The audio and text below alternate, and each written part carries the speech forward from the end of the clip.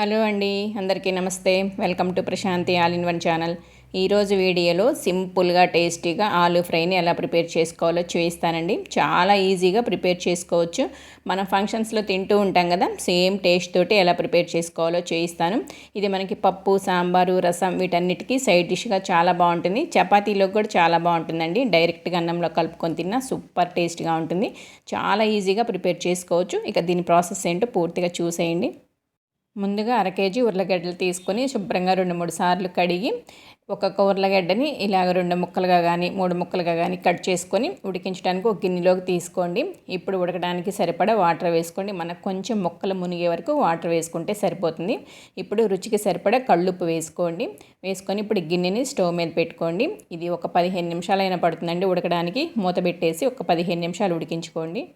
15 నిమిషాల తర్వాత మూత తీసి చూసామంటే మనకి ఒకసారి ఉడికినాయో లేదో చెక్ చేసుకుందాము. చాకు తీసుకొని ఇలా గుచ్చి చూసామంటే ఈజీగా కిందకి దిగిపోయిందంటే ఉడికినట్టేనండి. ఇవైతే చక్కగా ఉడికిపోయాయి. ఇంకా స్టవ్ ఆపుకొని వాటర్ అంతా కూడా వంచేసి పైన తొక్కంతా కూడా తీసుకోండి. చూడండి, నేనైతే మొత్తం తొక్కలన్నీ తీసుకున్నాను. వీటిని మనం చాకుతోటి అలా ఏమీ కట్ చేసుకోవాల్సిన పని లేదండి. ఇలా చేతితోటే నేను ఈ వీడియోలో చేయించిన విధంగా ఇలా కొంచెం గట్టిగా నలిపినట్టు చేసామంటే మనకు అన్నీ కూడా చిన్న చిన్న ముక్కలుగా అయిపోతాయి. అన్నీ కూడా ఇలాగ చేతితోటే స్మాష్ చేసుకొని తీసుకోండి. ఇంకా వీటిని పక్కన పెట్టుకోండి.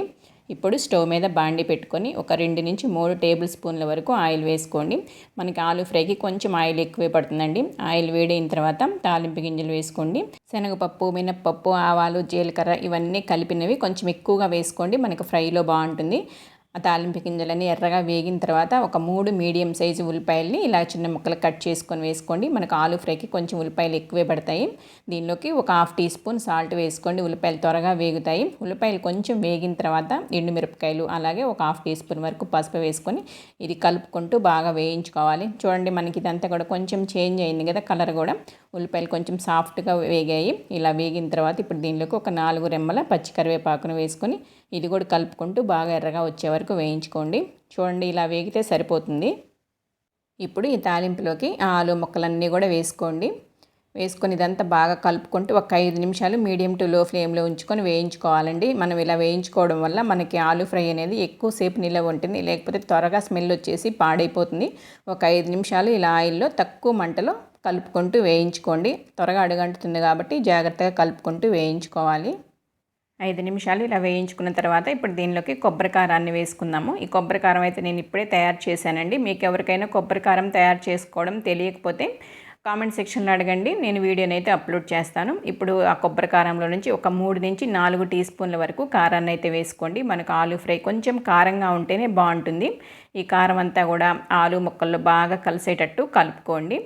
ఈ కారం వేసుకున్న తర్వాత 1-2 నిమిషాలు ఇలా కలుపుకుంటూ వేయించుకోవాలండి. అప్పుడే మనకి ఆ కారంలో ఉండే పచ్చివాసన అంతా పోయి మంచి టేస్ట్ వస్తుంది. కొంతమంది అయితే కొంచెం ధనియాల పొడి అలాగే కొంచెం గరం మసాలా కూడా వేసుకుంటారండి. నేనైతే వేయట్లేదు. ఒట్టి కొబ్బరి కారంతో టేస్ట్ చాలా బాగుంటుంది. అవన్నీ వేసుకుంటే అది కొంచెం వేరే టేస్ట్ వస్తుంది. ఇదైతే చాలా బాగుంటుంది.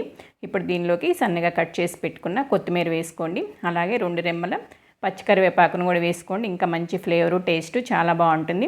ఇదంతా కూడా కలుపుకుంటూ ఇంకొక నిమిషం పాటు వేయించుకోండి.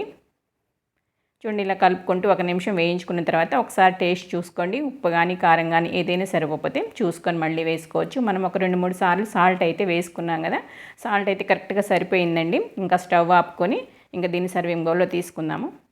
ఇంతే అండి, సింపుల్గా టేస్టీగా ఆలూ ఫ్రైని ప్రిపేర్ చేసుకోవడం చాలా రుచిగా ఉంటుంది. పప్పు, సాంబారు, రసం వీటన్నిటికీ సైడ్ డిష్గా చాలా బాగుంటుంది.